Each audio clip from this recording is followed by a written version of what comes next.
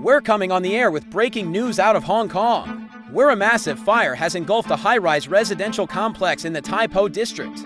The government has confirmed multiple fatalities, and an unknown number of people are believed to be trapped inside.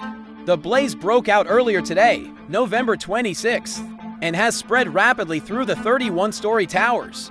Firefighters are on the scene battling the inferno, which continues to rage as night falls. Eyewitness video shows thick, black smoke billowing into the air and huge orange flames lighting up the sky.